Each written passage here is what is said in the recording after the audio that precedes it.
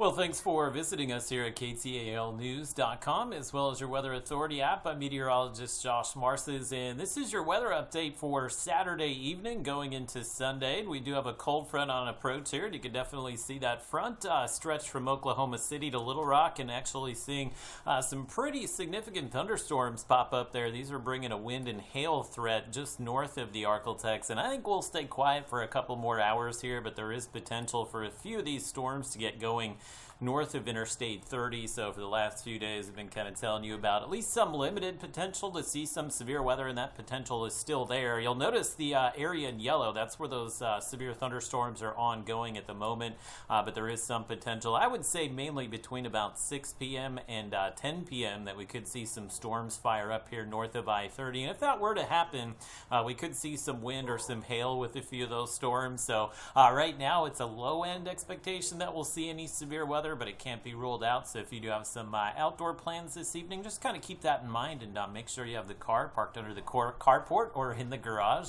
being that we could see some hail with the storms tonight. Now, your temperatures tonight will drop into the 60s. That will help us out. We've had daytime highs today close to 90 degrees or so, and when we lose that heating of the day, it tends to limit the thunderstorm activity, and that's what Futurecast is picking up here. So it really doesn't show any storms in that outlook area tonight, but that front will start to move in closer to sunrise tomorrow. So there will be some thunderstorms ongoing just prior to sunrise here, likely Red River, McCurtain, Sevier, Howard, maybe even Little River and Hempstead counties. Those will be the areas that see some storms before sunrise tomorrow. And then you'll notice the front here does move into Texarkana after sunrise, but the thunderstorm activity completely fizzles out here, and I think we're all okay with that. We would like to see some rain, and there will be a few scattered showers tomorrow, but the expectation that we'll see some drought-busting rain or rain that will really help out with the drought conditions here, probably not going to happen. We'll have pretty limited rainfall here, so if you're looking to do some things outside on Sunday, yes, there will be some rain out there, and no, it will not be a complete washout. So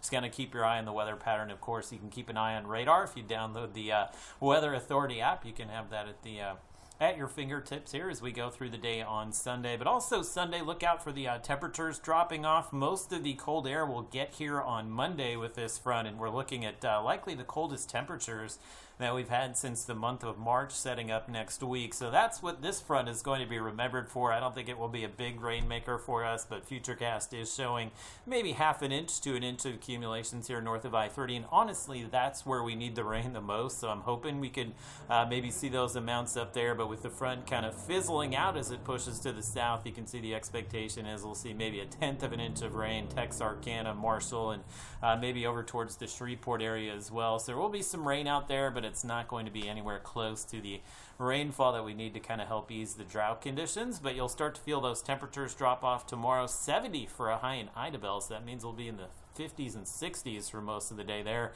82 for Shreveport, and that high will likely occur in the early afternoon. We may feel the temperatures drop off in Shreveport by the late afternoon tomorrow, but most of the cold air that intrudes behind this front will be coming in late Sunday into Monday morning. So we'll wake up pretty mild temperatures on Monday, but highs on Monday 60s and 70s, and then Tuesday and Wednesday you'll notice the sunshine's back out, but our highs will be in the 60s. So definitely some chilly air for us, and look out Tuesday night into Wednesday morning. We have lows in the 30s, and I do think maybe some areas north of I-30, we're talking very northern edge of the Arklatex, could maybe see a freeze briefly on Wednesday morning. So if you live in some of those areas north of I-30, you have some plants outside or maybe some crops that are sensitive to the freeze, start thinking about how you're going to protect those now. But it looks like only that one night where we could see a freeze. Again, that will be Tuesday night into Wednesday morning. Otherwise, we hit Thursday, we start to warm things up and actually should have some pleasant weather to close out the week with highs in the 70s and low 80s, and